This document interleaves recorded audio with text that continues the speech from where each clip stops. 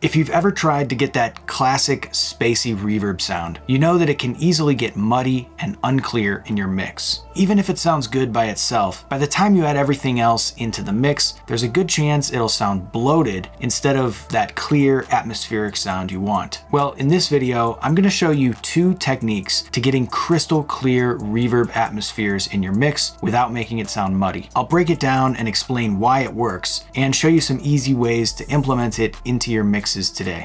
Let's get started. So I've got this mix where I want to add some spacey reverb textures. Take a listen to it now.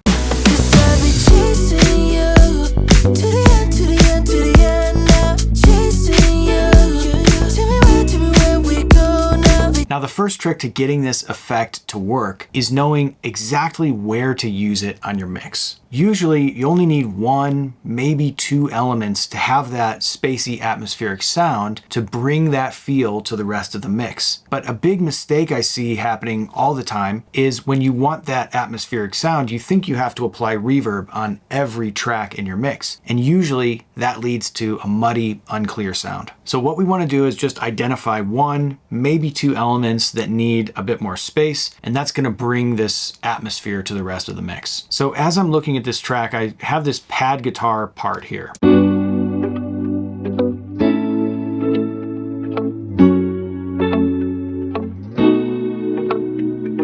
And I think this is a good element to apply this effect on because it's already playing the role of a pad in the track, but it also has those little percussive hits that happen, which will sound really cool when we are ringing those out with reverb. So I'm going to load Supernova on this track, and of course I can start by just flipping through some presets.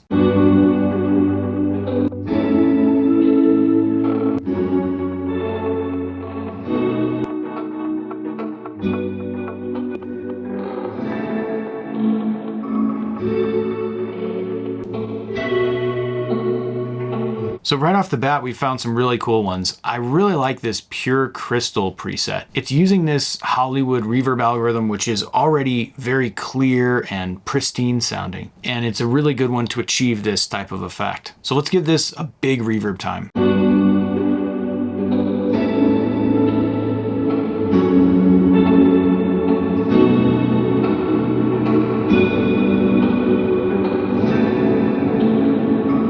So I love how that sounds, and this preset is actually already using a little bit of a trick that I want to talk about, which is the color of the reverb, specifically this low color knob. You can think of this kind of like an EQ for the reverb, but instead of just slapping an EQ after the reverb, this is actually going to control how the algorithm reacts to these frequencies. And it's almost like you can weight the low frequencies at different amounts. So if you want your reverb to have a bunch of warm, full lows, you can achieve that. Or if you want the reverb to be really clear without any of that mud, you can do that as well. So listen to what happens when we adjust this knob.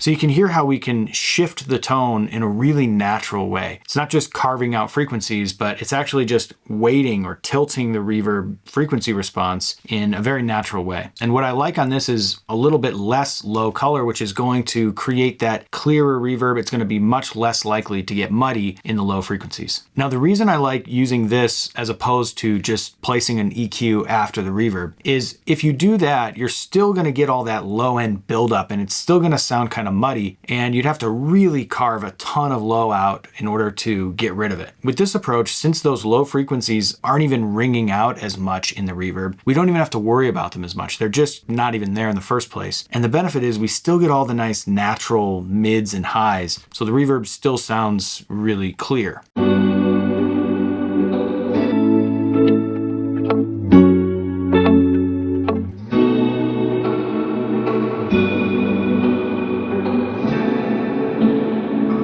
So especially when you're going for this effect, try to use clear reverbs. Now, all of these algorithms in Supernova are going to have a very different sound to them. Some of them are going to be dark and lush. Other ones are going to be very clear and maybe shimmery. So flip through these different ones. You can use different presets or just select algorithms directly, and you're going to pick one that brings the right amount of clarity to the mix without making it sound muddy. Chasing you.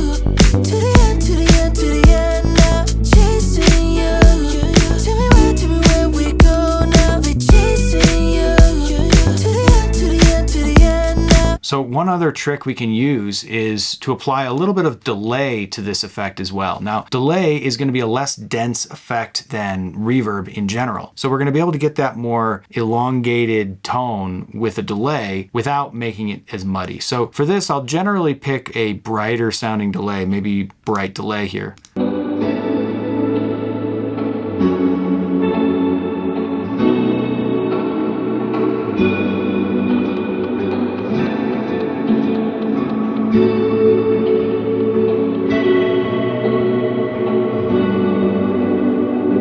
And by just blending in a little bit of the delay here and rolling off the high end, now we've got an even wider, even bigger sounding space, but it still doesn't sound muddy.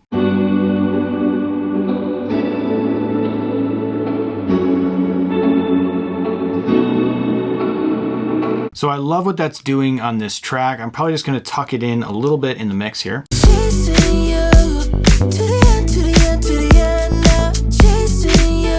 And so now that we have this nice pad, everything is feeling a little bit bigger and more spacious, but there's an element that is sticking out as being very dry, which is the vocals. So with vocals, we're going for a different sound altogether. We generally want a tighter reverb tail because we don't want to wash out the articulation and the clarity in the voice. So I've loaded Supernova, and let me show you a trick I like to use in this case. We're going to use the depth setting at a lower depth in order to bring that vocal forward in the space. Listen to how this makes the vocal less blurry sounding.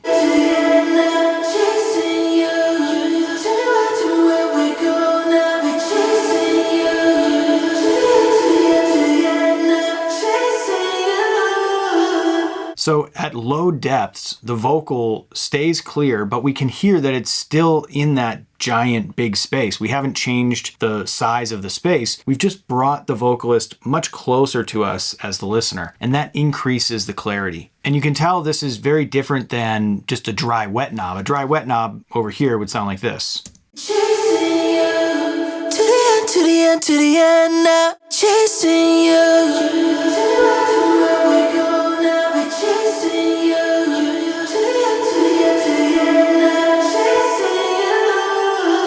So you can still hear, even at 0% depth, the vocal is still within the same space. It's 100% wet still. It's just that it sounds much closer to us. When we have a dry wet, we're blending in the dry signal with the wet, and that's creating a different type of clarity. But for this mix, I like the sound of the reverb. I like having it very heavy on the reverb. I just want a clearer reverb, and that's what a low depth can do. And now that we've got a good depth, we can blend in the dry wet within the context of the mix.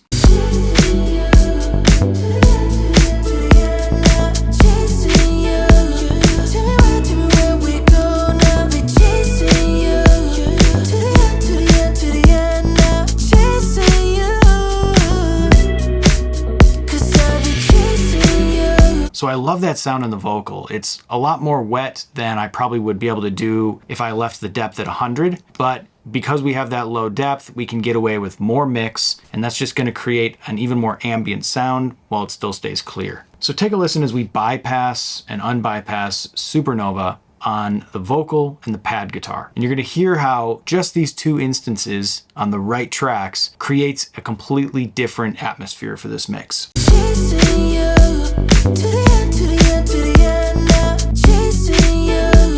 Tell me where we go now. Be chasing you to the end, to the end, to the end now. Chasing you.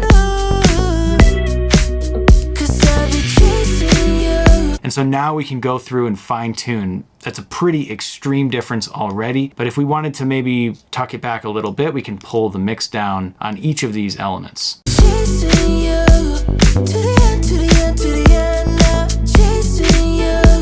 Tell me where we go now. Be chasing you to the end, to the end, to the end now. Chasing you. So I love where that's sitting now. It's just a little elevation of the track. It gives it a lot more depth in this mix when we hear it with just these two instances added. So to recap, whenever you want this type of atmospheric spacey reverb sound, make sure that you're, number one, selecting appropriate elements to apply it to. You want to apply it one, maybe two elements in your track and use that to create the sense of space for everything. Another thing to try is cutting the low color knob if you're getting too much low end buildup. This is going to remove that low end buildup and give you clearer, cleaner reverbs. And the third thing is try using lower depth settings, which is going to bring that sound closer to you in the reverb. And it's just going to make it a little clearer and more articulate. So try this all out in your next session. If you enjoyed this video, give it a like, leave us a comment, and subscribe for more tutorials like this. And as always, happy mixing.